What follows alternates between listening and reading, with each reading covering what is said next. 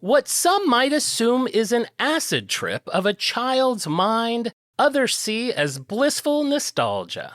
Grounded in its own style of now iconic art, glittery rainbows, neon cityscapes, majestic oceans, and even outer space were the backdrops for an eclectic menagerie of characters that included Panda Painter, Forrest the Tiger Cub, Hunter the Leopard, Ballerina Bunnies, and of course, Marky the Unicorn.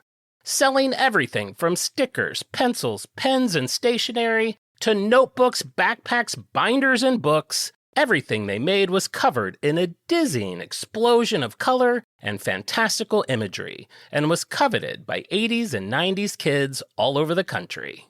But for all the joy this colorful brand brought, the story behind the rainbow is a lot darker, proving you can't always judge a notebook by its cover.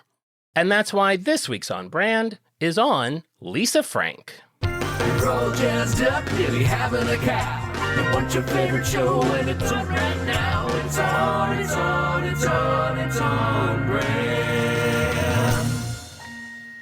Welcome to On Brand with Jon and Marisa. Hey, I'm Jon. Hey, I'm Marisa. Okay. This is huge. Here we go. Buckle up. This is our first episode of School Brands Rock. And boy, we are coming out the gate hot. This is Piping hot. This is one I tried to go through our notes and see. This has been requested or suggested by many people. I'm sure I'm forgetting some of them, but the following 5 people have asked for this episode: Chrissy, Tiffany Quinstein, Gabriel, Megan, and Viv C. Wow. They've all said that this is an important brand to them. It means a lot to them. Let's do it. So we're doing it. You're welcome. You know what? You're welcome. You're welcome. If you're not watching on YouTube, turn YouTube on right now. You're welcome. So, why Lisa Frank? Why? Why not? Why not? I don't have a huge connection to it, but it's a brand that I know. It's something that I wanted to know about. I did not know a lot about it. It certainly seems up your alley brand-wise, your love of explosions of bright colors. And I feel like it's definitely in your wheelhouse if the age lined up right. I put in my notes that it is a nice addition to my personal pod portfolio. It goes hand in hand with Trapper Keeper. Yes. There was actually Lisa Frank Trapper Keepers back in the day, of course. So yeah, it's like you like to do like foams and medicines and clean Ointments. Me, I like to do the funner things, the brighter things. Okay, but before we get in the show, I have to tell you something. Oh, so God. Some of you know we guested on a podcast recently called Podcast The Ride. Yes. In that podcast, I told a story how after we were done, we were all hanging out.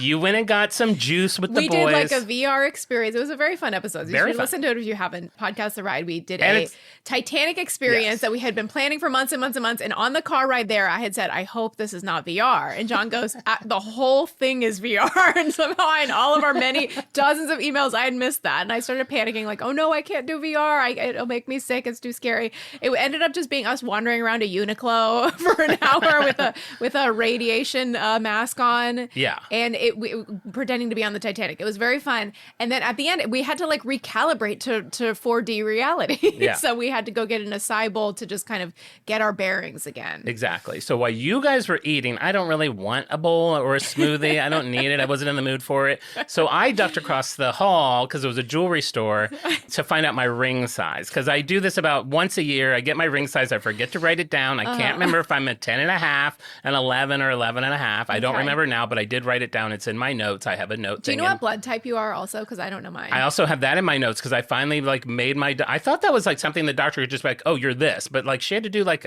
I don't know. She had to They figure it should out. tell you like every doctor's appointment. It should be a little tattoo on your little toe. Yes, because I cannot for the life of me remember. And I'm like, why is this hard to remember? It's like one of 4 things. And for some reason I don't even have it. I'm like, maybe am I O? Am I AB? I hope I'm not B positive because that's too much pressure. That was a play on words. It should be a tattoo. You're right. So I confess to you guys that I had gotten my. Ooh, you have a little tattoo with your ring size, your blood type. Each toe has a measurement. Every time you lose weight, you have to go get it changed. That would be really helpful. Or get a new toe. I don't know. We're working out Whatever's sharks. We're easiest. working out the details. So I told you guys I got my ring size, and you wanted to know why. And I told you. Great question. I'm not. You had a brief foray into jewelry about maybe 12 years ago where you showed up to game night. 2014, I'd show up every week and I'd be like, guess what? I wear bracelets now, and I'd have a new bracelet on. You had a necklace with a little lion pendant on it. I love that lion. Yeah. I did go through a jewelry phase, but I have really been wanting, this is another phase I go through mentally every few years. I want to wear a vintage class ring, a man's class ring. I have a class ring, but it's in Ohio, and I didn't love the design of mine. I made it like when I was a vampire, so I have like a black stone, and I put like the Virgo symbol on the stone, and I just didn't love all my choices. I see. I want like a classic one that's like either like a big sparkly, like clear, it looks like a diamond almost, or like blue. Like a championship ring for the Super Bowl. Yes and no, not quite that elaborate. Okay. But yes, like something like with a little bit of bling. So one of our brand freaks hears this. He listens to the episode. He hears it. He reaches out. He's like, listen, I have a class ring that I was just going to throw away. Because also, this is what else is funny. It doesn't have to be personalized to you at all. No. It doesn't have to be your year. It doesn't have to be your birthstone. It doesn't have to be anything to do with you, which I think is interesting since you are so into like personalization. Like your charm bracelet is so closely connected to your individual interests. Any old class ring. But I see it kind of like wearing like a vintage shirt. Like you wear like an old, like people wear like old, it's like, oh, I'm not from shirts. that town. Yeah, like okay, interesting. It's to me, it's like that. It's like I would find it in like a thrift store, and it's just like cool. It's like kitsch. And he was like, I'm just going to throw mine away. He's like, it's not vintage though. And I was like, he's like, it's from 95. And I'm like, girl 95 I hate is to break it to you. 30 years ago. Like that vintage. hadn't dawned on him. So this week, I get a package in the mail. I did not know what I was like, I don't remember ordering anything. I looked at it. Did you pretend it was from your boyfriend abroad? We'll get to it. I see that it's from Jeff. I set it aside. When I get packages, I need to be in the right mindset to open it. Your relationship with mail is unhinged. Like, unlike anything I've ever heard. My relationship with everything. I know, but I don't know anybody who has this with mail. I have to like be with like a something that I know is gonna be like a gift or something. I can't just open. I could be on my way out the door to do 100 errands, and if I see there's a package that I ordered, I rip into it like a coyote, keys in hand, on my way out the door. I leave the package on the steps. I'm applying the new lip gloss on my walk to the car. It's like I need to get into this fast. For me to do it, I have to have like someone clean my house. I have to go get like pickup from Cheesecake Factory. You have to be a whole different person. I need to have like like music on. It's like a whole You need thing. to be like worthy of the package. Yeah. So I didn't open it right away. And then the next day I had such a shitty day. Oh, I'm sorry. I won't go into it. No, it's not even like who cares? I know, but those are the worst kind of days because then you feel bad that you feel so bad about your shitty day. I know. Mine was all Spectrum related. I'll rant about it another time. God, all I'll say was I was on the phone with Spectrum for 3.5 hours, and I'm not even kidding. My mom just had a Spectrum disaster where they had to go to the Spectrum store and then were basically like turned away and hoodwinked and hijacked and it's a scam. They're insane. It's a scam company. I'm going to rant on them so hard at some point. They're like, I'll rant on them another time because this is already kind of a long show. So anyway, so that day ends and I'm sitting there. I'm like, I got that package from Jeff. Oh. So I go and get the package.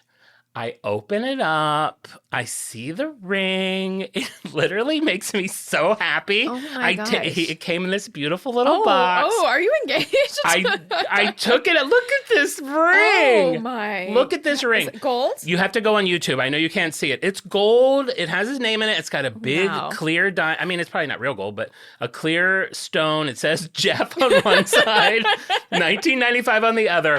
I literally was like, oh, because I didn't know like what size it was, and he didn't know. Yeah. And I like went to put it on.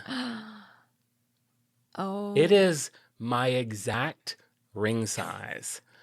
I mean, I felt like a combination of Cinderella and Gollum. I was like, the slipper fits and like, my precious. I wore this ring around for the next like 24 hours. I would go shopping and I literally felt like just catch I felt like a bride in like a Hallmark movie. I'm like, oh no. The sun hits it just so, and it's glinting and gleaming in the sun rays. Oh, this is my fiance. He went to Staten Island Tech. He'll be here for the holidays. He's finishing up his degree. Hang on, I'm getting a call. I think that's Jeff. That's probably Jeff. So Jeff is the perfect name for your fake fiance. It really is. Jon and Jeff. Or Jon and Jeff, have they figured out what they're doing for Halloween? They always do the most amazing couple costume. We're going as Dippin' Dots in a spoon this year. But anyway, so I had to write him right away. I was like, Jeff, I've had such a shitty day. Oh my I was like, I'm embarrassed. This brings me so much joy right now. Glad. Like, it's so silly. Yes, I get it. I love it. So thank you, Jeff. You are now... I mean, I think we need to have Freaks of the Week and like Freak Gift of the Week now. Oh, that's fun. You really want to put out the full siren song for people to send you stuff. Yeah, now that I've gotten like a trip to Disneyland, I've got some other stuff coming in the mail. You're getting wined and dined. What's next? Uh-oh. This podcast is what? It's 69. Oh, Jeff, I'll fly you out here. I love that I have no idea what any of our brand freaks look like, but I have a kind of an image of them all. They're just all hot. They're all hot, They're for all sure. hot. Of course. So there you go. So that's my joy for the week. Oh, and I forgot. He sent these stickers. He's like, he designed this one. It's got like a smug little coffee cup on it. It says coffee pervert. Super cute. We love that. And then he's like, the other two just felt like you. One of them just says hot goblin summer in like cool like 80s font. That's fun. And then this one literally made me laugh out loud. It's a sad little cat that says, I am at my limit. Does he has a sticker company? I don't know. Shout out his sticker company? I didn't Jeff, ask. tell us what your sticker company is so that we can give you a proper plug. Yes, but Jeff. Our first ad is for jeffstickers.com. Stickers. No, that's not the real URL. Don't go to it. jeffstickers.com. That is it. That is canon.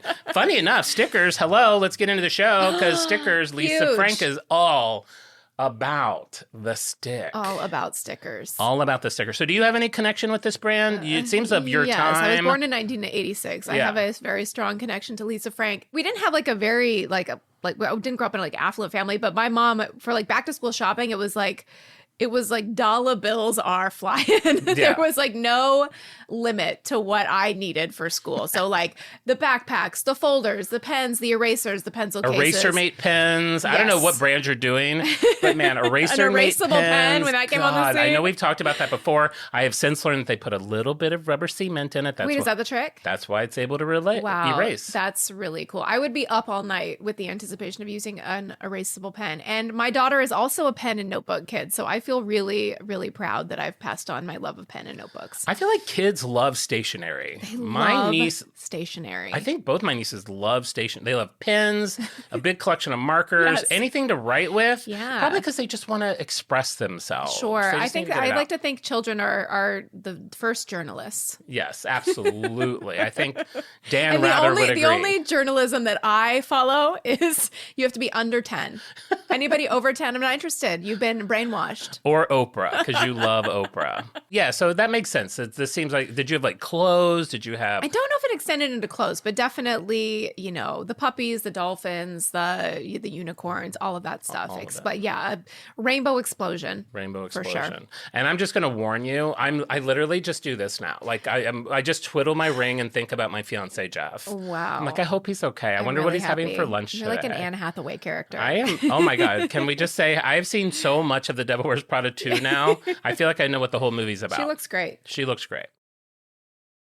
All right. So then the opening questions would be, what is Lisa Frank? What is? And who is Lisa Frank? Great. That's what I'm going to answer I know first. nothing about her. Oh, you don't? Nothing. Not a drop. Well, I'm going to give a little shout out to, there's a 4-part documentary on Amazon called Glitter and Greed, the Wow. Lisa Frank story. And I did watch that. So I definitely pulled a lot of information out of that. They interviewed a lot of employees. They interviewed James, who we'll get into later. Wow. You're like, who's James? I thought it was Lisa. Well, it's also James. But we'll get into all of that. So what is Lisa Frank? It's a 1980s, 1990s brand. It was focused on young girls or anyone that just kind of wanted to be fabulous. I'm sure the gays loved it. I'm sure. There's probably like 3 straight boys that loved it in secret. Everyone kind of loved it. But When the kid came out at 16 to his parents, they were like, honey, we knew. Lisa Frank. He has a Lisa Frank sleeve of tattoos. That is definitely, of any brand that would require a sleeve, it would be Lisa Frank because it's so dense. But yeah, it was definitely a girly girl brand. I kind of compared it to like, it's so visually obvious what it is when you see it. It's almost like a Jackson Pollock. When you see a Jackson Pollock, the splatter paintings, you know that's a Jackson Pollock. When you see a Lisa Frank, you know it's a Lisa Frank. And I'm sure endlessly imitated. But who was the first? Lisa Frank was the first.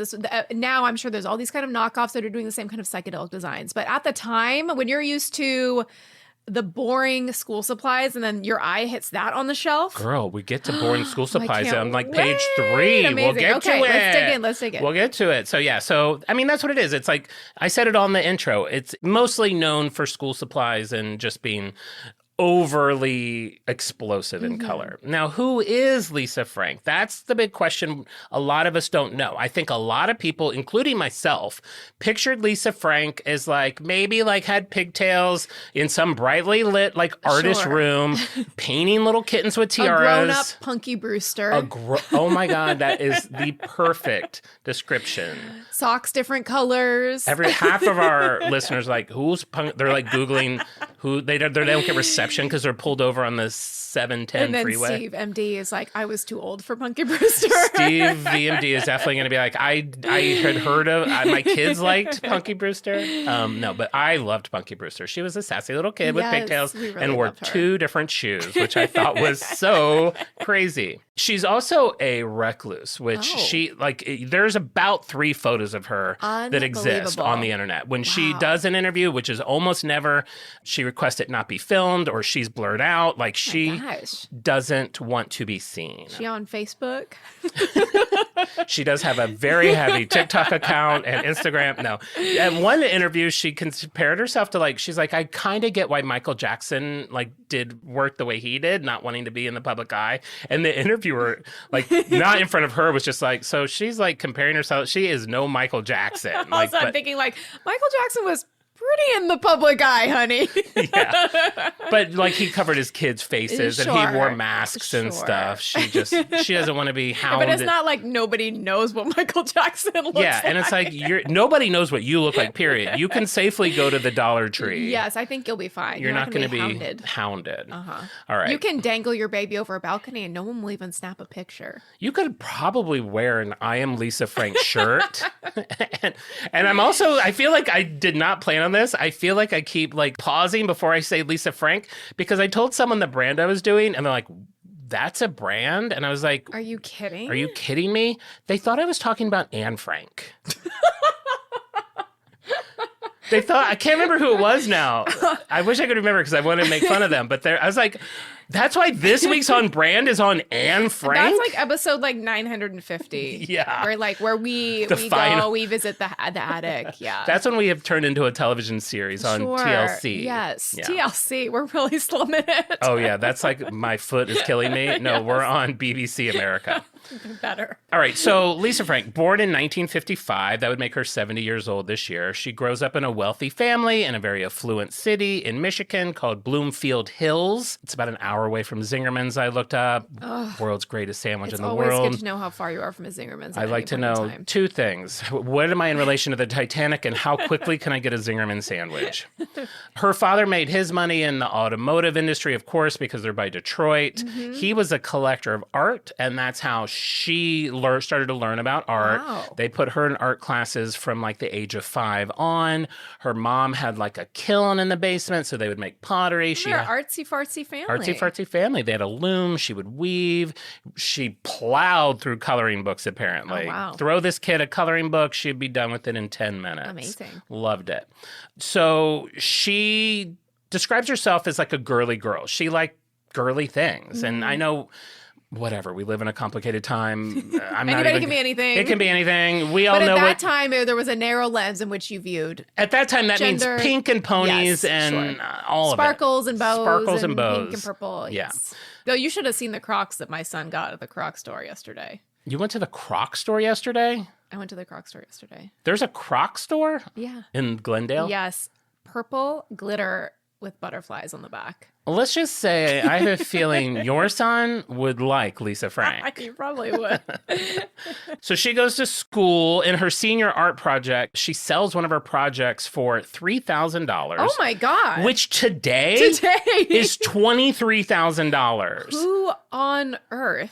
You know, I looked into it. It seemed like because they were rich and they worked in the car industry, I have a feeling just a bunch of rich car people came to the show and probably bought her art. I see. Daddy's friend. That's like when Daddy brings the wrapping paper order form from the school fundraiser to the office, and it's Can we talk about, I don't have time. The show's too long, but God, what a weird thing to like force on people. I know. Like one of the easiest, I have 24 rolls of it in the storage unit because I got it for 8 cents. You should start selling it door to door. I should just drag that box around. Yeah.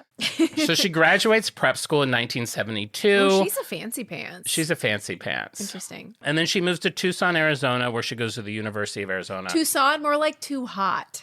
I had to go there for a wedding, and I did not like Tucson. Where the wedding was amazing and beautiful, and the person that got married listens to the pod, and I'm not just saying that, Marita, because you're listening, but it was beautiful where she was. I just remember the ride from the airport to get to that. It felt very the ride from an airport to anything is like, you're like, what the hell is this place? What the hell is this place? And then you get out of ways a little bit. You're like, oh, this is nice. Airports, it's rough. Fun fact, when I moved to California, I drove, and I had driven from Austin to Tucson in one day. That was like a 16-hour day. Oh my God. I was so tired, and I got to Tucson, and I pulled into this motel, and I swear I saw a drug deal going on, and I was sure you did. vanilla. I was like, oh my God, drugs. This is like a Billy Joel song. Just watched the Billy Joel documentary. No, don't. Pulling up to a motel in Tucson. Come on. Watching a drug deal going down. Is that okay? It's really good. Anyway, I got so scared. I was like, I am not staying in this town. Got back on the freeway and drove to Phoenix, another 2 or 3 hours. Because you were scared? Because I was scared. Aww. I was a scared little boy. Aww. So she goes to Tucson. While she's in Tucson, she starts buying art and dolls from local Native American communities. Oh, cool. She would take those back to Michigan and sell them for a profit. Oh my God. So then she would go back and forth, and she would tell them this doll is selling really well. Make more of those dolls. She became a little go-between, art dealer between the Native Americans and the rich people of Detroit. Wow. When she was 20 years old, she starts her own jewelry company. She calls it Sticky Fingers. We don't know why. Some people think it's because the only jewelry meant to steal. The only jewelry you can't get off your neck. Interesting. Okay, that's fun. A lot of people think it's just because she used hot glue. Oh, did she? Yeah. Oh, okay. I mean, it's cheap little plastic jewelry. It was very kitschy. She would make slices of pie or little animals. It sounded like it would be urban outfittery kind of jewelry. Kind of bobbly. Bobbly, little kind of maybe charms. Yeah, You would maybe. put plastic charms on a charm bracelet. She was able to sell them at local Bloomingdale's and Neiman Marcus. And this bitch is well connected. It's she just starts her own jewelry line, and it's in Bloomingdale's. She's 20. This is the opposite of the guy with the barrel of fish walking around. Well, yeah, it absolutely is. But I also think when I hear that she sold it at Bloomingdale's, I'm assuming she sold it at Tucson Bloomingdale's. Sure. I don't think it was we're going to put this in all 300 Bloomingdale stores. Yes, but I could be wrong. Very well connected. Lisa, if I'm wrong, reach out. But I'm assuming you mean the local Bloomingdale's and Neiman Marcus. By the late 1970s, because of her wheeling and dealing with the Native Americans and getting into stores and knowing the jewelry that people want, she really starts to have confidence that she can pick up on trends and know what people want. Wow. So what do little girls want in the late 1970s, early 1980s? What? Stickers. Oh, yes. Stickers. It's funny to think that stickers haven't always been around. Okay, I have a note here. I literally have a note. Explain the sticker craze to the people that don't know it. Yeah. So this is my generation. I collected stickers. Yeah, sure. I still have my childhood sticker books are in my mom's garage. People sell those sticker books for a couple $100. I mean, it's take them. Oh, I'll have it. Pull it out. I'll take it. So yeah, back in the 80s, it was remember children, there was no internet. There was TV, but not in the summer. It wasn't the TV you wanted. There was only an hour of TV you liked, and the rest of the TV sucked. Unless you were me who liked adult television television. Like, that's why I got into Days of Our Lives and Knots Landing. I would try to push through, but I couldn't do it. Yeah. I couldn't do it. So we collected stickers, and stickers were kind of everywhere. Like, you would get stickers from your teacher. You would go shopping for stickers. You would get stickers in, like, trading cards. Like, they were just around everywhere. You would buy a sticker book. You would stick your stickers in the sticker book. There was, apparently, I read a whole article from the time on stickers, the hot sticker craze, and they were talking about how stickers had invented this whole new language, which I wasn't aware of, but some of the terms that rose during this time, one is die cut, which I hear all the time. Like, when you buy records, they'll be like, it has a die cut sleeve. I didn't know what that meant. I don't know what that means All either. that means is it's cut in the shape of the thing it is. So if you get like an ice cream cone sticker, it's shaped like an ice cream cone. Oh, okay. And then some of the terms were, you had felts, you had foils, you had fuzzies, puffies, shinies, glitteries, glowies, googlies, liquids that change color, and my favorite of all of them, scratch and sniffs. Yes. I collected the Smurf scratch and sniffs. You had strawberry, you had root beer, you had dill pickle, you would have skunk, and that would mess up your book because all of a sudden everything's skunky. everything like from page 4 to 10 smells like skunk. I loved the little root beer scratch and sniff snicker. Root beer was great. And yeah, it would be like they had the cutest drawings. It would be like a mug of frothy root beer. Also, smiling. I feel like stickers used to be in the farmer's market, which is like a big outdoor market in the Grove, which is a big outdoor mall in LA. There's a old-fashioned sticker store where they have the rolls of stickers because they used to come on rolls and you would get like tear off like a little bit. And it was expensive. Now I feel like it's like we realize, stickers are just like labels and labels are cheap. Like, stickers are now so cheap. They're so everywhere that I feel like they've gotten devalued by culture. It's funny you say that because years and years ago, someone in my family wanted me to pick up stickers in LA to bring home for their kid for Christmas. Yeah. And I went to that sticker store at the Grove. The best sticker store. The best sticker store. Yes. And I get a few things. And it was like $15, which at the time was kind of expensive. And I take them to her. She's like, how much are you? And I was like, oh, that was $15. And like, I could tell she was like, what? Yes. What? Who approved this budget? Because now you can get a pack of like 1,000 stickers for like, $5.99. Well, it's different. It's a different time. And I'll get to a stat here in a minute about how many stickers they sold. But like, I was looking at Lisa Frank's stickers online yesterday, and some of them come in a pack of 1,600. I was like, well, no wonder they sold a lot. Like, you spend $2 and you get 1,600 stickers. True. So yeah, it's different than it was back then. Wow. So she ended up being able to get the rights to Betty Boop, Popeye, and Mighty Mouse, a few cartoon characters. So she's putting more of Daddy's friends. Listen, she could have done some of this on her own. So she's putting those on stickers along with like her own designs. She's putting Betty Boop on a unicorn or whatever she's thinking of. Fun. Kids love them. God, I love Betty Boop. That tramp. How did that tramp have such a chokehold on a 10-year-olds in 1995? I've never liked Betty Boop. Really? I don't like Betty Boop. I don't like the whole, she is not this. Pin-up culture. Yes. I don't like the Betty, is it Betty Page? Yeah. I'm not drawn to that style. Interesting. For some reason. Yeah. I don't like Minnie Mouse. Leave. You walk out that damn door and you never come back. It's Mickey with a bow and heels. It's Mickey and drag. It is the exact same character. Now that you mention it, I've never seen Mickey and Minnie in the same place at the same time. It's the same as Miss Pac-Man. You give him a bow and you're like, it's now his wife. It is not. It's just him. They really didn't put in a lot of effort into Minnie's personality. And then you watch, like, if you have kids, you'll watch like a Mickey's Clubhouse, and Minnie is a prominent figure in Mickey's Clubhouse, as is Daisy Duck, which it's like they kind of now the writers imbued them with some personality. Daisy is kind of like a obnoxious needy girlfriend. I kind of like Daisy. I'm not gonna lie. I'm more into the duck than the mouse. Yeah, Minnie's just like a nothing. Minnie's a nothing. I know. We need to get I her have more. thoughts on Mickey too, but this show we got to keep plowing through. That's true. This is a lot. So the stickers do really well. And in 1979, at the age of 25, she gets $1 million order. Oh my God. From Spencer Gifts. You're kidding. My jaw had to be picked up from the floor. I was like, my worlds are colliding. Unbelievable. Who knew? Angels are carrying this podcast. Cue heaven. She changes the name of the company from Sticky Fingers to Lisa Frank Inc., and she's off and running. And I just had a note in here, like stickers are like a thing, kind of like greeting cards, maybe a little less so. Like definitely as a child, you didn't really think about how stickers were made. Like, No. stickers just exist. But there's an artist behind every sticker. There is a writer behind every greeting card. Yes. And what I think is like, for something like stickers, and I'm just assuming this, but I feel like I'm assuming it correctly.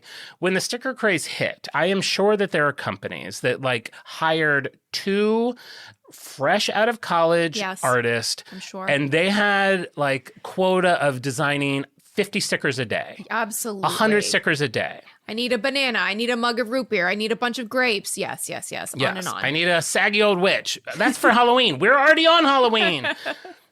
They're just pumping them out. Saggy old witch, my AOL username. Saggy old witch 6969. But Lisa kind of approached it a little more thoughtfully. She thought of her company, of course she did, more as an art company than a sticker company. Interesting. So she had 4 artists working with her, and it was kind of like how I always hear comic books. Each one had their own role. Like someone did the drawing, someone did the inking, someone did the coloring, and someone did the airbrushing. And they were actually doing these like with acrylic paints and airbrushing. And airbrushing is really what gave them kind of like their soft edges and their whole kind of like iconic look. Yeah, it's all very dreamy. It's all very like Vaseline lens of a soap opera. But yeah, it definitely makes it feel like you're a fever dream. Yeah, absolutely. And I don't know if you have any, it started to make me think about airbrushing. Like I only ever associated airbrushing with like spring break. Like T-shirts at the carnival? Yeah. Or not, I pictured it like at the beach. Like if you're in a tourist town back in the day, they would make it for you in front of you. Like you would get like a Hilton Head Island airbrush T-shirt to take home. I want one. Does that still happen? I don't know, but I want one. There's so many things I've been thinking about lately that I don't know if they still happen, and I keep meaning to bring them up. Now's not the time. But now I feel like that would be the perfect time to bring stuff like that back, because now you're vacationing with your kids and you pass by, and now there's not like 20 airbrushing booths on the beach. It's now you're the one airbrushing booth. Yeah. If everyone remembers getting an airbrush tank top, you would cut the bottom into fringe of your t-shirt and put little beads on it. Oh, I was not one to... You don't edit t-shirts? I didn't edit my t-shirts. Why not? I was just happy if they fit. I usually had to stretch them over my knees to get them to like work. So the art that they did for the stickers, they would do it on like large canvases or boards. They were like 14 by 22. I mean, where are those? They're in the Lisa Frank archive. They should be in the Smithsonian. Well, I don't know. We'll see how you feel about this by the end of the show. But yeah, they were these large pieces of art. They would cost between like $1,000 and $5,000 for each design because it took so much work and people, and it was I could see that complex. getting a strong millennial turnout at a Lisa Frank art show. Oh, yeah. Same as like a Bob Ross. They should do like a collab. Sorry, Angela. Yes. Put those two together. But she kind of wanted to be seen as like the Rolls Royce of stickers for kids. She really believed that kids were smart enough and could tell a difference between a good sticker and a great sticker. And we could. Yeah. We could. Yeah. When your teacher gave you like the cheap stickies, no thanks. No thanks. So she puts all this effort into it. Is it worth it? Is it worth paying all these people, spending all this time? In 1983, they sold between 30 and 50 million stickers. Oh my God. So, yeah, I think you could say that. To imagine walking into a Spencer's, you have the lava lamps, you have the dildos, you have Lisa Frank. You have a broken breast mug on the ground. Nobody's cleaning it up. You cut yourself and sue them for all their work. I know. Picturing the Lisa Frank stickers in there is so funny. I made your dad a bottom. She designed that sticker.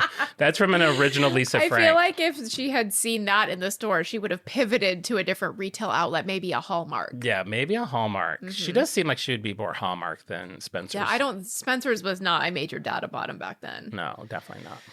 All right, so now I teased it earlier, James Green. We cannot talk about Lisa Frank without talking about James Green. James Green, who the hell are you? And what are you doing here? He had kind of a similar childhood to hers. He grows up in the 70s in Detroit. Fancy pants boy? Fancy pants boy? Well, he was quite handsome. Oh, okay. Now dare I say, hot. James. Hot guy. Not now. If you look him up now, no. Old people aren't hot. Sorry if you're old. No, old people can be hot, of course. You're afraid that like the old magazine is going to like create a cover story about you being oldest. Local podcaster hates you all. Thinks you're not hot. Boycott the show. James goes to school for airbrushing and becomes an airbrush expert. What a world where you go to school. I'm going to specialize in airbrushing. Mom, I picked my major, airbrushing. You're going to be a doctor? Well, close. You know those little tents at the beach with like all the tank tops hanging on hangers and the guys with little guns? I'm going to do that. I'm going to need you to buy me a tent. And I'm going to need $40,000 a year for college. Thank you. 1982, James gets a call from Lisa from Tucson. And she's like, look, I've heard about you. I know you're the best. I want you to come work for my company. I need a great airbrush artist. And at this point, he knows what Lisa Frank is. It's actually, I don't know that he did. I mean, probably he did. I mean, I guess unless you're not if you're not in kid world, you might not know. Yeah, he probably not. He buys his dildos somewhere else. Definitely. He's not in a Spencer's. So he packs up his car, drives to Arizona, goes to meet Lisa, and she's like, "Oh my God, I forgot. I actually I'm hiring someone else." And he's like, "What are you talking about? I just drove here from Excuse me?" He's like, "Excuse me?" Pushes over a stack of stickers. How dare she? She's like, okay, fair. Hashtag fair. You just drove here. Why don't we do this? I'm going to have you and this other guy. I wish I was the person who pushed over the stack of paper, but I probably would have been like, oh, okay, yeah, totally get it. Sorry, I shouldn't have even come. You're right. Yeah, why did I even think that I had the job? Okay, bye. Do you validate? Actually, never mind. I have some. I'll pay. I'll pay. Get in the car to drive. I know. I don't know. I mean, I feel like at some points in our life we're like that, and other times we push over the stickers. My goal is to be more pushing over the stickers. And I just made the pushing the stickers up, so well, that didn't really happen. But canon. anyway, It's so true. she's like, you know what? Why don't you and this guy let's make this fun. Oh, let's make this interesting. Let's have a competition. She sticks a single bullet in a shotgun in one of those. In a rainbow painted shotgun. Shotgun. That's not a shot. What are those? Anyway, we don't know guns. I don't know. I don't even know what the joke was. I thought you were playing Russian roulette. Let's make this fun, and then she's gonna play Russian roulette, but with a real gun. Yeah, a pistol. Yeah, she's crazy. This is dark. This is not what my show's about. It's about unicorns. She's sounds like a little nuts. Let's make this interesting. Okay.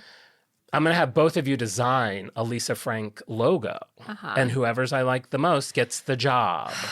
I hate this. Why? I like this. This would stress me out so much. That's why you're not a professional airbrusher. I am not cut out for it. I can do everything else. My airbrushing is top notch, but it's just too stressful. The competition is where I have to put down the brush. Exactly. And the nozzle? Turn off the air. So obviously they compete. He wins. She loves it. It's apparently the same logo we're familiar with today, or at least like the seeds of that. There's two logos out there. That other poor guy was like, Mom, Dad, I got a job. And then he's like, shows up for work. And she's like, actually, we're going to make this fun. Poor guy.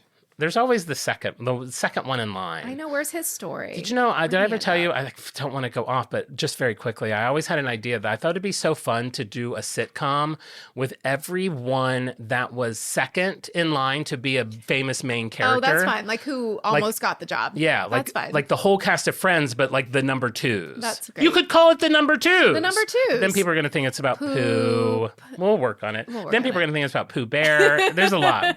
We'll talk to the Sharks this weekend. All right, so he gets the job. I mentioned he's very handsome, and him and Lisa start working together. I know where this is going. Well, wait till page 5. He starts to kind of take on a lot more than what he's hired for. He's making all the art for any promotional materials they need. Anything that needs to happen, he starts doing it. She's like, I'm going to need you to stay late tonight. We're not quite there yet. We're going to get there. So he rises the ranks pretty quickly and becomes kind of her right-hand man. I bet. Okay. I bet he was. They have, even though they work together, they have different aesthetics. She's definitely more of the like fantastical world. Mm-hmm. He's more of the practical world. Oh. An example. He's like, I'm going to make a toaster. Kind of. Blender. Kind of. A desk. An example that I read was like they were talking about Elephant John, which is their spoof on Elton John. Oh, cute. He's a big piano playing, singing elephant. Fun. And he's like at the piano and he's wearing glasses and there's like a reflection of fireworks in the glasses. And behind him, there's like a cityscape. Well, she says, put the fireworks in the glasses. And he's like, well, let's have the background be practical. We'll have it be like a city instead of like moons and whatever. So like it was that kind of yin yang. Yeah. But his stuff was still good. The two things go well together. She needed someone to ground her a little bit. I bet she did. I bet she did. We'll get there. All right. So then from the documentary I watched and the articles I read, there's a bunch of stories from employees. And they talk about when this company first happened. Yes. And people first started working there. It's great. It's fun. Oh, it always The is. office is an explosion of color. They got a ping pong table. Of course. They have like a nap room. They have all those things that like modern places now have. Was she hot? We don't know. She's not hot. She's kind of, you know what she reminds me of? The little imagery I've seen of her? The mom from Bob's Burgers. Oh, okay. She's very thin. Okay. She has like thick, kind of big hair. As like a young woman you're talking about. Yeah. Yeah. And as an older Interesting. woman. Kind of some people described her voice as being kind of weird. I was picturing it like Marge Simpson. I have heard her speak. It didn't seem that weird to me. But you can look her up and see. But yeah, she's not like hot or anything. Okay. And there is footage of her. We'll get there. And they would talk about Lisa. She would come around and she would ask people for different things. She'd be like, you know what? Let's focus on koalas today. Oh. Or give me a giraffe sliding down a rainbow. What a or whimsical place to work. whatever yeah, exactly. It was just fun and whimsical. Honey, are you going to be home for dinner? I've been keeping the meatloaf warm. I got put on koalas. So it's actually going to be a long night. I'm knee deep in koalas. I really can't crack the code on this koala's paw. You know they eat sugar cane, right? Oh my God. Gotta go. Gotta go. So as one of the artists said, like they were working on an animal holding an umbrella and Lisa walks by. She's like, you know what? Let's think outside of the box on that umbrella. She's like, okay. Lisa leaves. She makes the umbrella look like it's made out of watermelon. It's red with seeds on it. Lisa comes back, freaks out. She loves it. It was just things like that. Like if you could make her happy, you felt so good. Yes. And if she liked what you did, she'd put a little red smiley face on it. That's her trademark. I've seen it in many other places. It's like kind of like a school teacher thing. Yes. My teacher would do like the circle, but go and make a little curly cue of hair out of it. And then it's kind of like that. Oh my God. Yes. If you got her autograph, she would do they teach that in teacher school to make that smiley face? Because I feel like I had that same smiley face. I'm sure some teacher, we all probably had one teacher at least that made the curly cue smiley face. Every teacher has a semester on how to write the A+, how to do the smiley faces. The curly cue smiley face. Amazing work. Needs improvement. Question mark. See me. Did you ever get a see me? I don't know if I got a see me. I did get a question mark once because I remember in 5th grade I wrote something about things we didn't like. And I wrote that I didn't like it if you if you leave your sandwich out for too long, the mayonnaise turns clear. And she put like 3 question marks and she's like, what does this mean? And I was like, what do you mean? What does it mean? The mayonnaise turns clear if you leave it out. Bitch, you know what I'm talking about. She probably had never left a sandwich out. We've all left a sandwich out. The mayonnaise turns clear. Don't make me feel like a fool. These are the things I don't like in 5th grade. Honestly, I don't like that either. It's gross. Once it turns clear, it goes in the trash. If it turns clear, I'm nowhere near. That's your motto. That's my motto. And so basically it started to become like a parental relationship. If you made Lisa happy, sunshine and rainbows. If you made her... Wow. If she didn't like what you're doing, she could be cold towards you. She could ignore you. It wasn't the best. It was kind of gloomy doomy. It's a very toxic work environment. It gets worse. We will get there.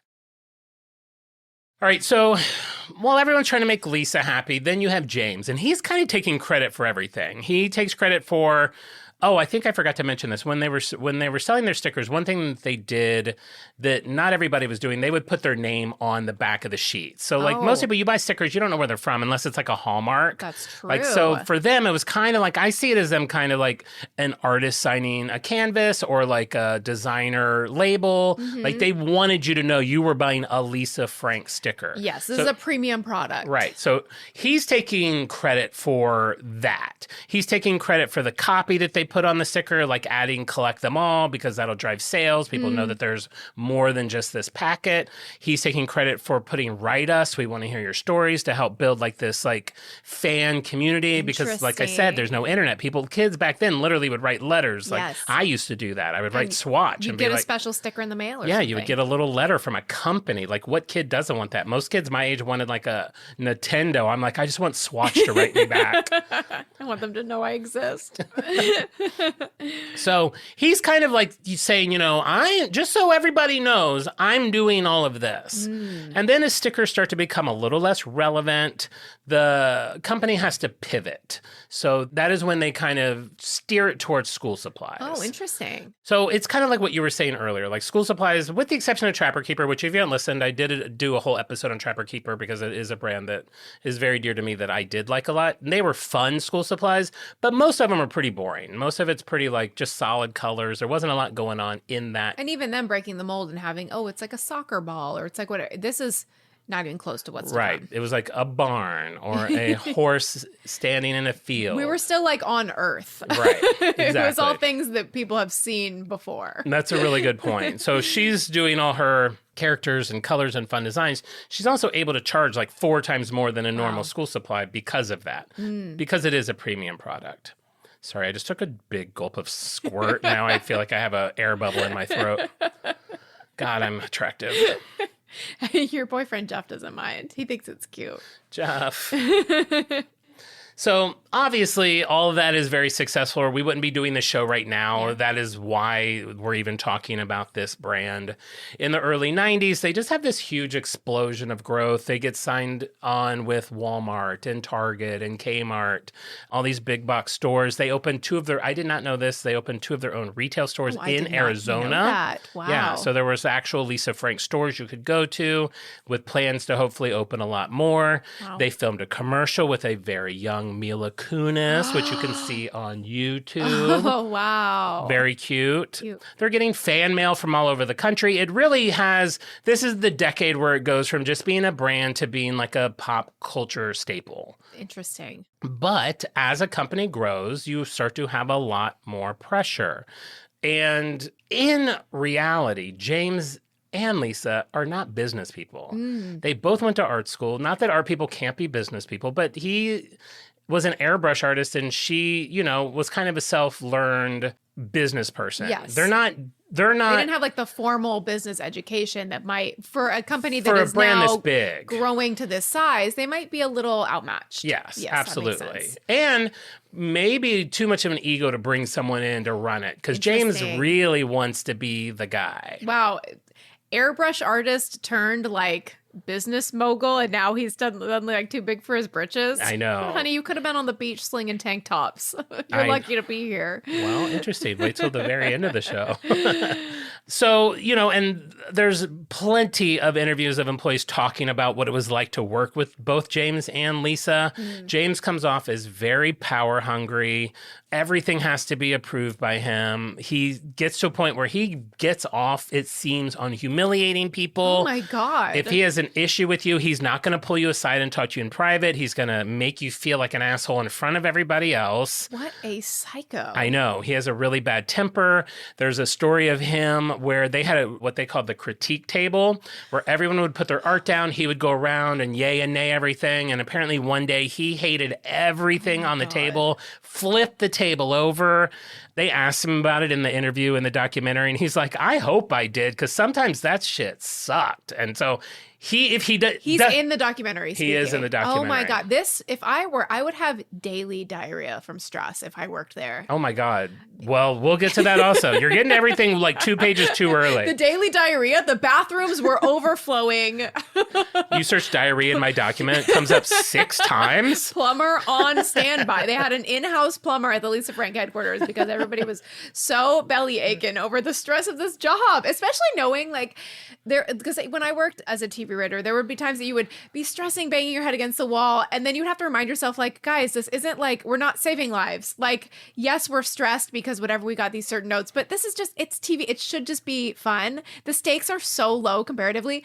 The stakes are even lower for this. They are deciding like, should it be a puma or a cheetah on the folder? And people are like losing their minds and being humiliated over this. This is so stupid. It's so funny you say that because I was thinking about that yesterday. I've thought about that for years with what I do for a living. I research or archive produce many, many documentaries, and I'll work on something for a year and a half. It'll come out, people will watch it once and it's just gone. It's like, it doesn't matter. It doesn't, like, most of the time doesn't change anyone's life.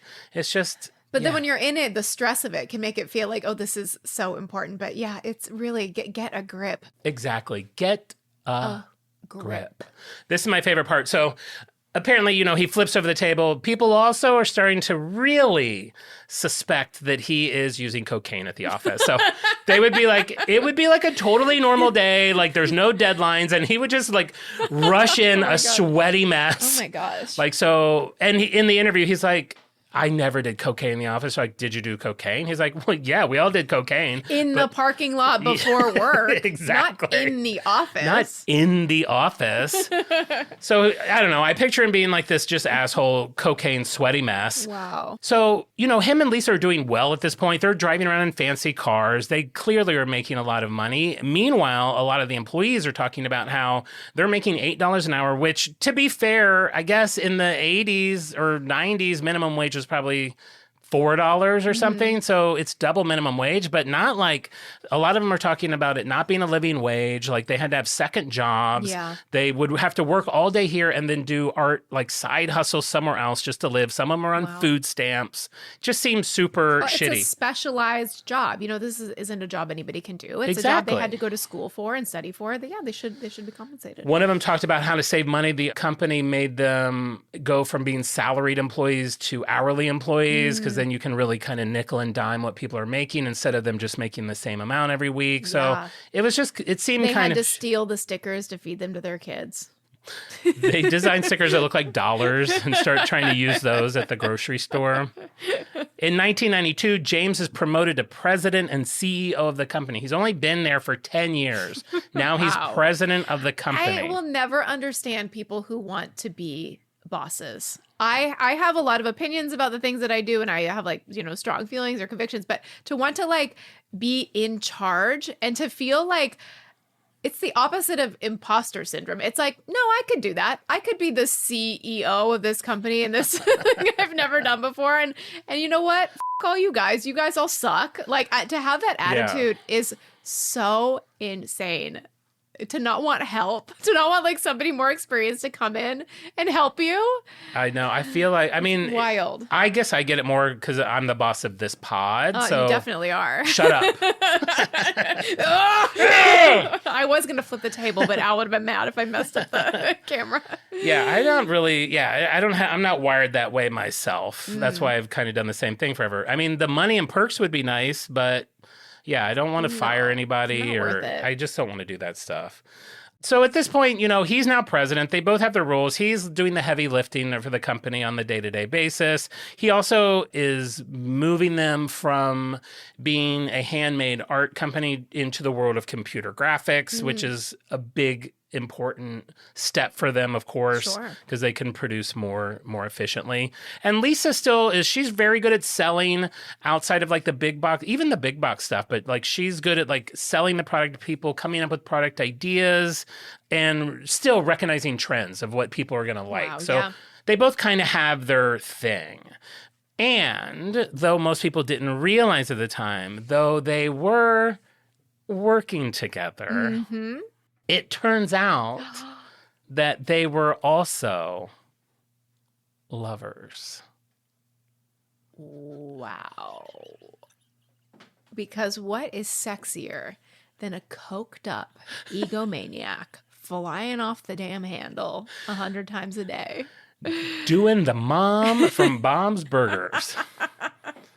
So they had been dating for quite a while. They had kept it very private. Unbeknownst to all the employees. I'm sure people had rumor. Yes. Everyone in any People sort of... always think they're hiding They think it. that we don't Everybody know. knows. You see them at the Galleria together. Wait, why are they together on the weekend? He's slapping her ass in the break room. He's airbrushing I Heart Lisa Frank. But they've been going out forever. But a lot of people learned about it when they announced that they were going to get married. Oh, well, yeah, that's a big reveal. That's a big reveal. Wow. So October 22, 1994, it is the wedding of all weddings. Unbelievable. It is huge. It's on a dude ranch. There's 1 million people. Lisa's brought in on a horse-drawn carriage. She has a dress that has, of course, every color rainbow of rose, like fabric roses around the neck. Time machine back to any point in time. I would want to be a guest at Lisa Frank's wedding. Who wouldn't? There is what appears to be VHS footage of it. You can in the documentary, you can see footage of the wedding. Maybe I will do VR again to VR that I'm at Lisa Frank's wedding. We're gonna turn the Uniqlo into VR. We're gonna pitch VR Lisa Frank's wedding Wedding experience. from 1994, Yes. the year Friends came out, 3 years before Titanic. Wow, big time, big few years. Big time. Okay, so what does she give James as a wedding gift? A lot of people, what do you give him? You give him, I guess rich people was probably different than poor people. Maybe she gives him a boat, Sure. a car, Yeah. a country club membership. Sure. Lisa gives James 49% of the company. Wow. 49%. She retains control, but that is a big gift. This is why you need to seduce a CEO. I gotta seduce the either that or befriend the elderly who still live in a nice home. There you go. These are my plans. New Year's resolution. Jeff, I'm kidding, of course. You and me forever.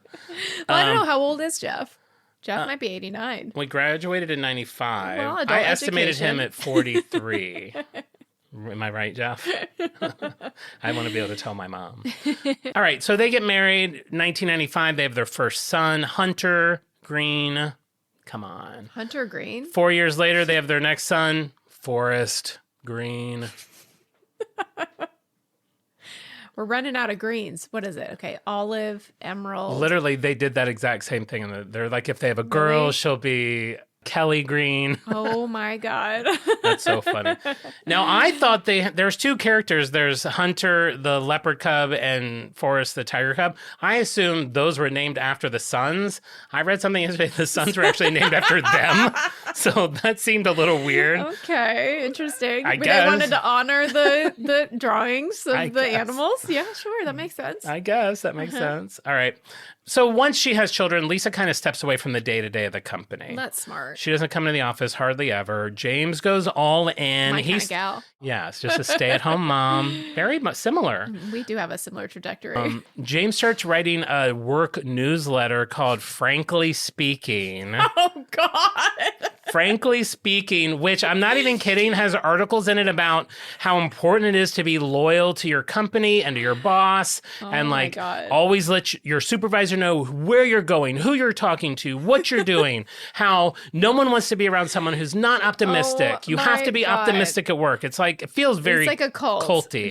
Was there also like a word search that was like sexual harassment and like There apparently the rules just got paid sick leave? Yeah. Yeah. Yeah, work for free. It's like subliminal messaging. I normally love a newsletter, like a fearless flyer. I love. Of We used to have a little course. local newspaper for our neighborhood. I normally love that, but using something as wholesome and sweet as a newsletter as a way to exert control.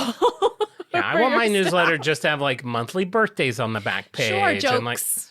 if you're interested, we're doing a softball game this Saturday. Love that. Love that. We Not should have a like newsletter. be loyal, be blindly loyal. Wild. Apparently, over this period, rules just kept getting crazier and crazier. At one point, you weren't allowed to talk in the office. Like everyone had to just sit quietly and work. You were not allowed to leave before 5:30 on any given day. People are working like 12, 15-hour days. It just gets really crazy. But is it all worth it? 1999, they have their highest year so far with $66 million in sales. Oh my so God. that is the peak of what they make. But that's a lot of money. Yeah. Yeah. Turns out exploiting your workers is very profitable. Yeah, exactly. So then they just start to get a bigger fingerprint. Then there's a Lisa Frank magazine. There's a Lisa Frank hot air balloon. They're hoping to make a Lisa Frank amusement park. Oh my God. They kind of see themselves, she sees herself as Michael Jackson. They see the company as being like the next Disney. They're kind of They seem delusional. to be losing their minds. Yeah, they're delusions of grandeur. Yes. They do build a huge new office warehouse in Tucson. It's this giant building. It's brightly painted, of course, different colors of the rainbow. You can see it from the planes as you fly into gosh. Tucson. It's just like this institution there. They managed to get the street there named Lisa Frank Avenue. At this point, James is literally riding around the office in a Segway, just sweaty, like Coke man, looking for people to yell at. People would say he would stand at the top of the stairs and just scan. And if you were like not where, like, if he catches you, he'll just like yell at you and like berate you from the stairs. Like, oh my God. it's a freaking nightmare. This is insane. One woman talked about how she had to leave work early. So they had to work at least until 5:30, but she needed to go to the bank because she didn't have enough money and the bank closed at 5. So she had to leave at 4:50 to get to the bank. She didn't want to go out the front because she didn't want to be seen. She goes to the warehouse, sneaks out the back of the warehouse. The next day, the warehouse gets a call from James and says he wants them to put padlocks on the doors because employees are escaping. Oh my God.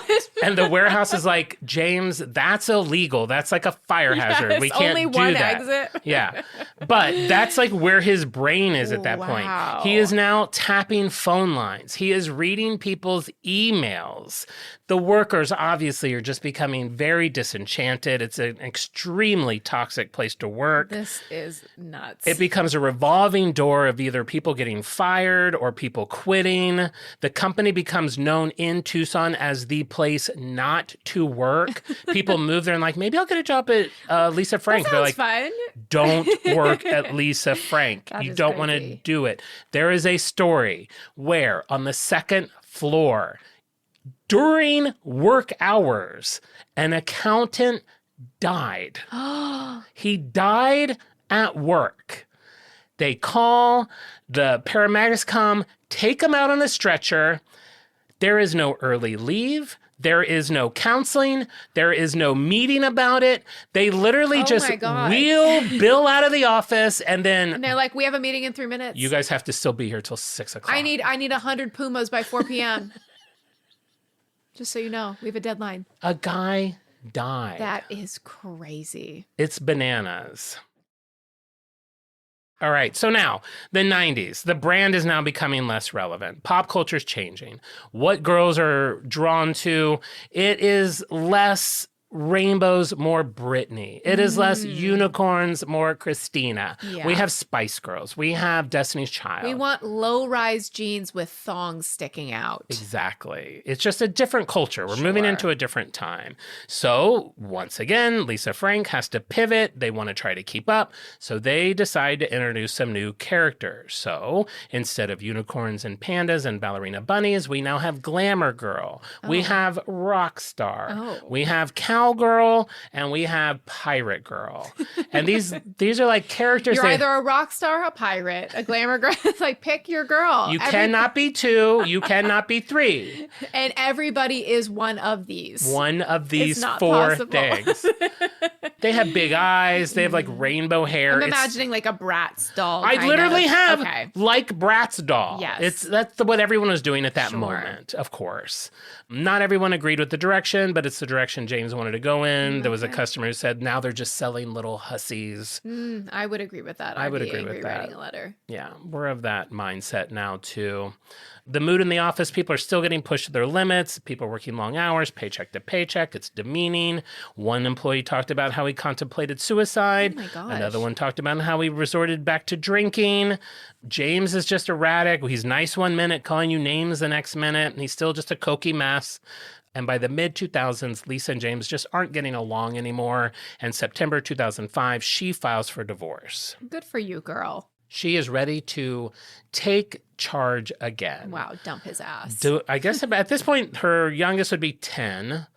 Yeah, her oldest would be 10. The other one would be 6. So she still has little kids. Oh my gosh. Bad dad. Bad crazy dad. Bad crazy dad. Wow. He doesn't come off so, I mean, I don't know. He does seem like an ex-Cokie on the documentary. He's just thin and like you hear everyone's story and then they bring him in. They don't bring him in until like episode 2 or 3. So you don't know that he's coming. And then it's like he kind of contradicts everything, but it's like everything's bad about him. So of course he is. Yeah. I tend to believe employees more than 30 employees more than one guy. One, yeah. So Lisa wants him out, and she's able to do that because she still has controlling power. Yes, so 51%, basically, you keep that 1%, girl. Exactly. So he gets locked out of his office. She regains control of everything. 2006, she's ready to steer the company back into the future. They're down to like 12 to 13 employees at this point. Wow. They probably at their peak probably had 200. Wow. They're calling back old employees that had quit and like, you know what? It's a whole new era. Hey, that. Listen, about that dead guy we rolled out, we will not do that again. Oh my God. People come back and then they're like immediately disillusioned. They're like, Lisa doesn't really know what she's doing. She doesn't have a plan. She doesn't know how to steer a $60 million company. She's a girly art. Not that a girly can't be in charge. I'm just talking about her specifically. It's just not her mindset. You just need somebody who has more experience. Exactly. So she's kind of the same. Like she either loves what you're doing or hates it. Like one day she may say it's great. The next day she may say what you're doing is crap. She might insult you. She might fire you. She's as bad as James. She kind of is. I mean, maybe not as like Cokie, but she's not easy to deal with. Yeah. And as people are quitting or getting fired, they're not replacing them. So it is just dwindling and dwindling down. By 2009, everybody is laid off and the brand basically disappears. Wow. All right, so then 2015 is a year where 90s nostalgia kind of comes back. So it's like a perfect time, if they were going to get back in the game, for them to do that. Yes. I think they realize that. They bring in a new art director. They tell him, listen, we want you to come in, create new characters, make new products. Let's like take advantage of this situation. Mm-hmm. He talks about showing up to this place. It looks like what we were talking about last week, an abandoned amusement park. There's like weeds growing out of the concrete. Like all the greens are like overgrown. The windows are dirty. The picture I saw, it looked like there was windows broken out. Oh my God. He said he walks in and it's like you're in a zombie movie. Wow. There's like statues of their characters are all dusty with like creepy smiles on them. He's like, there's 10 people working in an office that's big enough for 200. And appears to be haunted. Wow. There are no snacks in this break room. There is no, if there are snacks, do not eat them. They're at least 6 years old. He's like, it was all a lie. He's like, there was no creative freedom. Lisa was completely micromanaging. She did not want new characters. She just wanted to use the characters they already had. So why bring in like this new person anyway? Yeah. He only lasted a few months. And then in 2016, and this is a story that really sucks, I whittled it way down. It's like a whole episode in the documentary. But there was a company called Glamour Dolls Makeup, and they're just like a fun, young, new makeup company.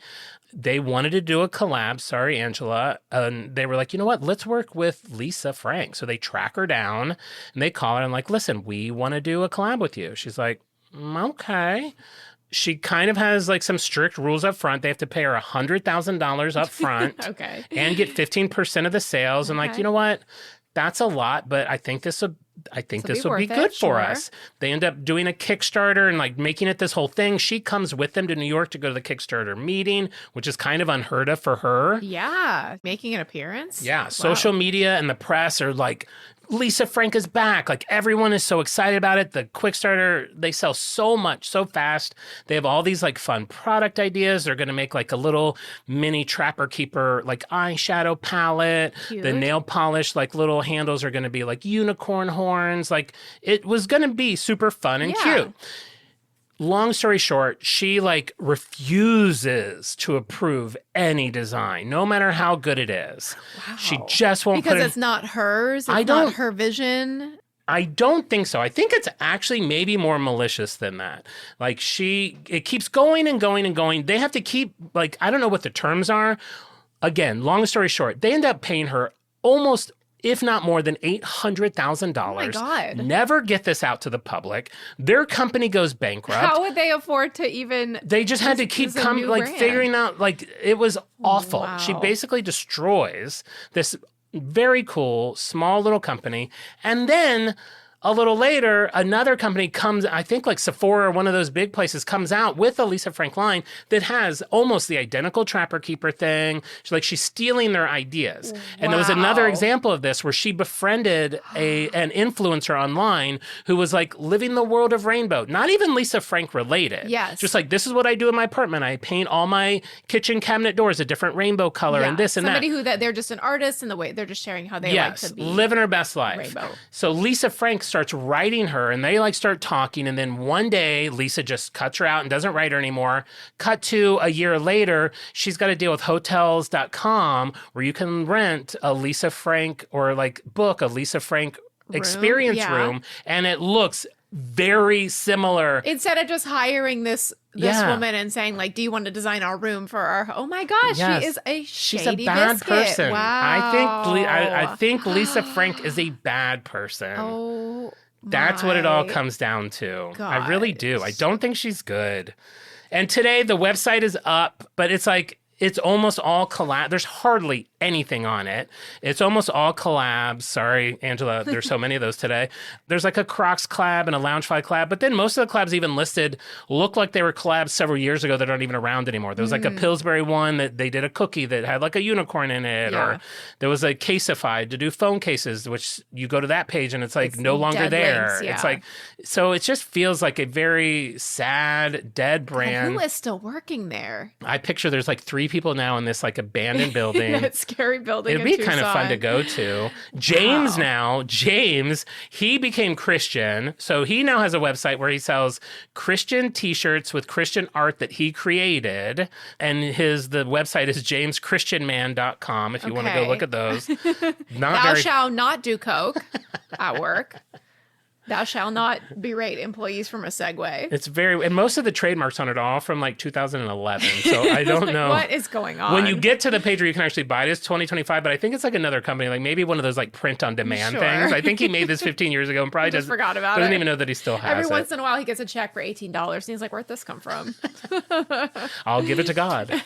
So that's it. Yeah, that's Lisa Frank. For me, it was kind of Wow, what a road. a delusioned experience learning about this brand because I did kind of assume that, it was something fun. that she was as happy and magical and as the product itself. But wow, Yeah. what was the name of the documentary? Glitter and Greed, the Lisa Frank story. It's That's 4 parts. it in a nutshell. I'm curious to watch that just to see some of these characters. Yeah, come you to should life. check out Frank. I mean, Frank is a character. He's skinny little Coke man. Not hot anymore. Not hot anymore. Being mean is not hot, for the record. but being mean is Our ideal hot is young and nice. Old and mean? Come on, give me a break. You don't stand a chance. Old and nice, kind of hot. Old and nice, I'll do. Old and nice, sure. Nice is attractive. Funny is attractive. Uh-huh. Young and mean can be hot. Can but be not hot. for long. Coke and Dom, okay.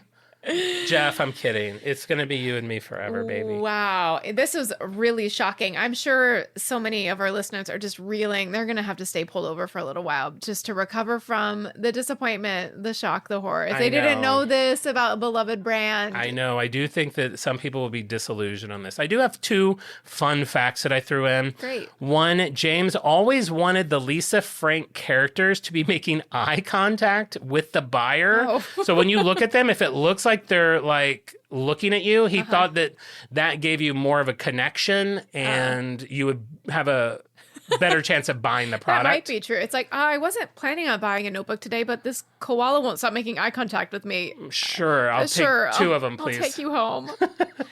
And then interesting. Lisa said if she were any of the Lisa Frank characters, she most identifies with Priscilla, the cat, because she's a rich little white cat. She's very girly. She likes a life of glitz and glam. She has a lot of jewelry and a tiara. Oh my gosh. She's a little glamour puss, but extra fun fact, Lisa Frank doesn't like cats.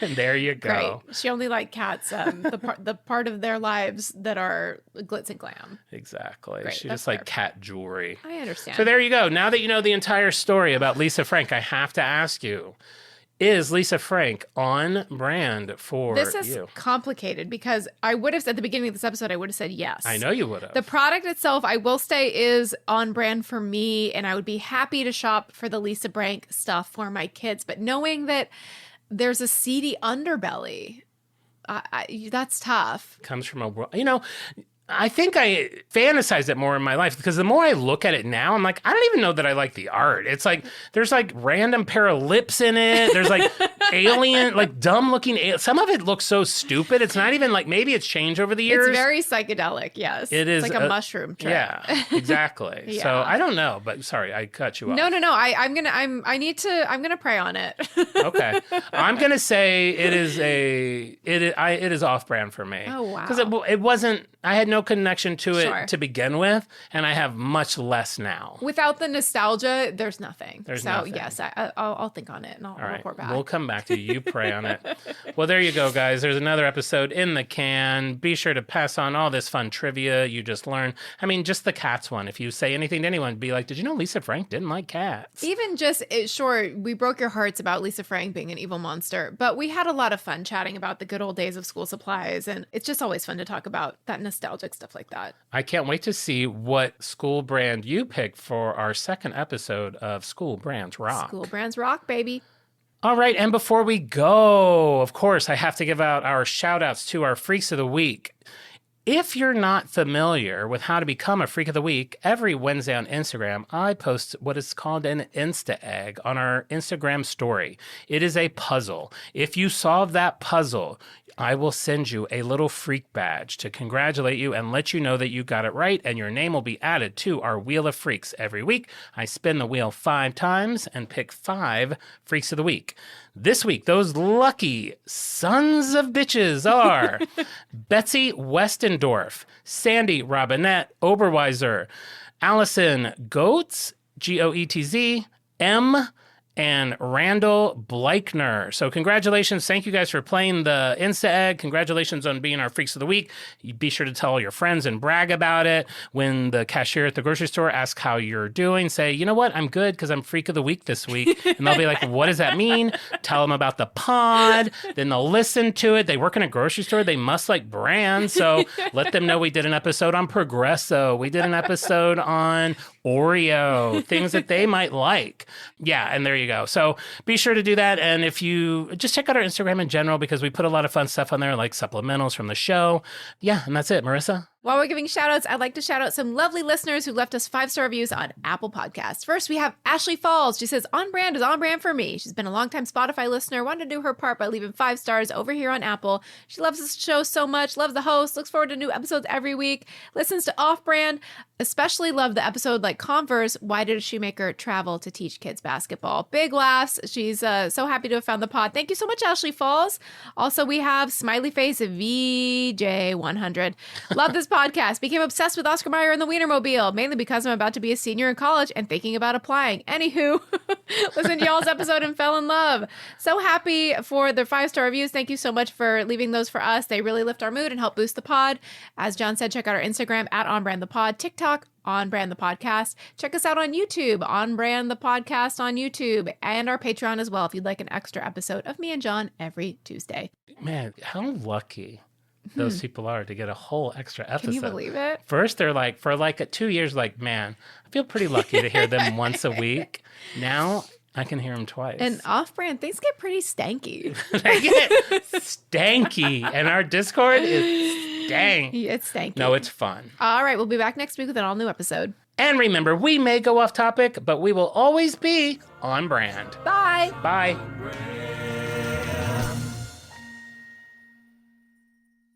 At Arizona State University, we've made online education better, smarter, and more personalized so you can go further in your aspiring field. I decided to pursue medicine once I realized that ASU did have the online program for biological sciences. You're still required to learn the same curriculum. You're still being tested on the same content that anyone would be tested on in person. The comprehensiveness of the program prepared me so well for medical school.